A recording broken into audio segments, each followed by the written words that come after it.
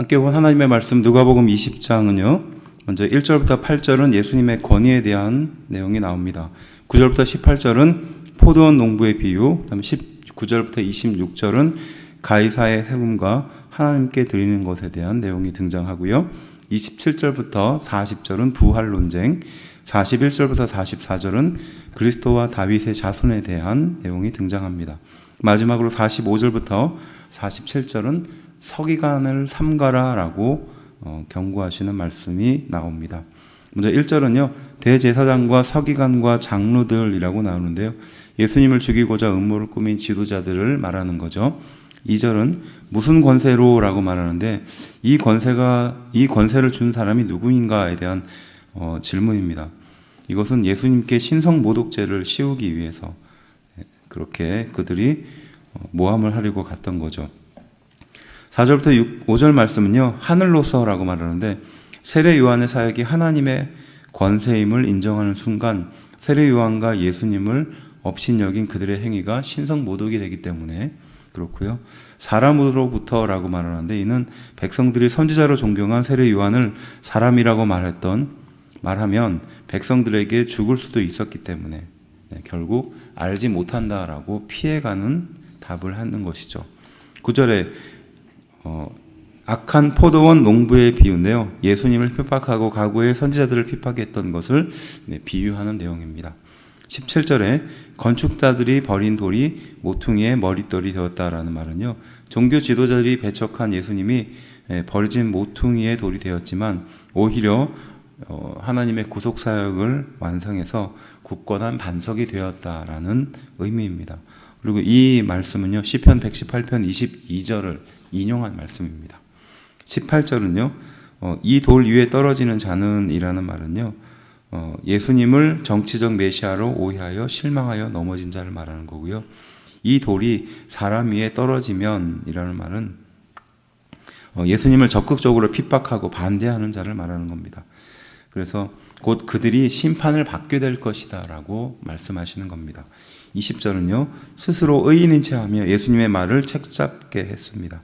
예수님을 정치적이고 종교적인 곤란에 빠뜨릴 계획을 세웠던 것입니다. 21절은요. 사람을 외모로 취하지 아니하고 라고 했는데요.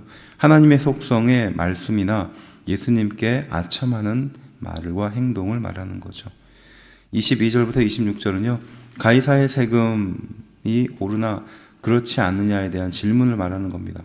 옳다고 찬성하면 유대인에게는 변절자가 되는 것이고요. 아니라고 말하면 선지자가 아님을 말하는 것이고 또한 로마에게 반역하는 사람이 되는 것이죠. 그래서 가이사의 것은 가이사에게, 하나님의 것은 하나님에게 드리라라고 예수님께서 지혜 있게 말씀하시는 것입니다. 27절은요. 사두개인이라고 등장하는데 이 사두개인은요. 유대인의 다수가 아니었고 소수였습니다. 그리고 부유한 자들이었고요. 재산이 많았습니다. 그리고 현실 중심의 사람이었었고요. 당시에 모세오경만 성경으로 인정했었던 사람입니다. 그리고 사후세계에 대해서 인정하지 않고 영적인 것들에 대해서 무관심했던 사람들이었습니다. 28절은요. 모세가 우리에게 써주기를 이라고 말하는데 이건 신명기 25장 5절에 등장하는 계대결혼을 말하는 거죠. 그러니까 형이 자녀 없이 죽게 되었을 때 그 형수가 동생에게 가서 그 잠자리를 가져서 그 가문이 살아날 수 있도록 이제 없어지지 않도록 하는 그 계대결혼을 말하는 겁니다. 35절부터 36절은요. 부활한 자들은 장가가지도 않고 시집가지도 않고 다시 죽지도 않고 천사와 동등하며 하나님의 자녀가 된다라고 말합니다. 이것은 사두개인의 가르침을 예수님께서 정면으로 반박하는 내용이죠. 37절은요. 모세가 아브라함, 이삭, 야곱의 하나님을 부른 것은 그들이 죽지 않고 하나님과 함께 했기 때문이라는 것입니다. 곧 그들이 죽어서 죽은 자의 하나님이 아님을 말씀하고 계신다는 거죠. 하나님에게는 모든 사람이 살았다라고 38절에서 말하고 있는 것입니다.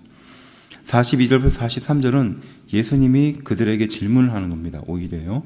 시편 110편 다윗이 예수님을 주로 고백하고 있었죠. 그래서 주께서 내 주께 이르시되 라고 말합니다. 그리고 원수를 발 아래 굴복시킨다는 뜻으로 예수님께서 사단의 세력을 완전히 물리치시고 하나님 보좌 우편에 앉게 될 것을 말씀하시는 것입니다. 그래서 내가 원수를 해서 내 우편에 앉았으라라고 말하는 것이 그 내용입니다. 44절은요. 예수님이 혈통으로 육적으로 다윗의 후손이 될 수 있으나 하나님의 아들이다라고 말하는 장면이죠. 따라서 다윗이 주라고 고백한 것은 하나님의 아들임을 인정하는 것이다 라는 것을 말하는 겁니다. 46절에 서기관의 모습이라고 말하는데 당시의 서기관의 그 모습을 볼 수 있는, 추측할 수 있는 것들이 긴 옷이었고요. 시장에서 문안받는 모습이었고, 회단의 높은 자리와 잔치의 윗자리, 그리고 과부의 가산을 삼키고 외식으로 길게 기도했던 사람이었습니다. 이 긴 옷이라는 것은 일반 사람들보다 옷자락을 더 길게 늘으켜서 길게 해가지고 거룩함을 드러내기 위한 옷의 한 형태였습니다. 그리고 시장에서 문안을 받았던 것은 존경의 표시로 공공장소에서 인사받는 것을 그들이 즐겨 했었던 거죠. 명예욕에 관련된 겁니다. 회당의 높은 자리와 잔치의 윗자리는 자신의 위치를 돋보이게 하려는 태도였겠죠. 당연히 그 회당과 잔치의 가장 중요한 자리에 그들이 앉으려고 했던 것입니다. 과부의 가산을 삼겼다는 건 남편이 죽게 된 후에 그 재산을 처리하는 과정에서 일어나는 일들이었습니다. 그래서 남편이 죽게 되면 과부의 가산을 그때 당시에 이제 서기관들이 정리를 했습니다.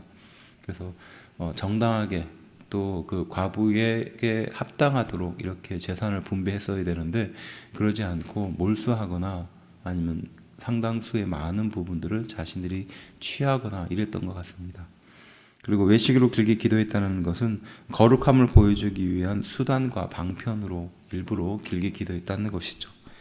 그래서 이들의 행동은 더욱더 형벌이 가혹하게 될 것이다라고 예수님께서 말씀하시는 것입니다. 특별히 서기관의 모습을 통해서 현재 우리의 삶을 돌아보게 되고요.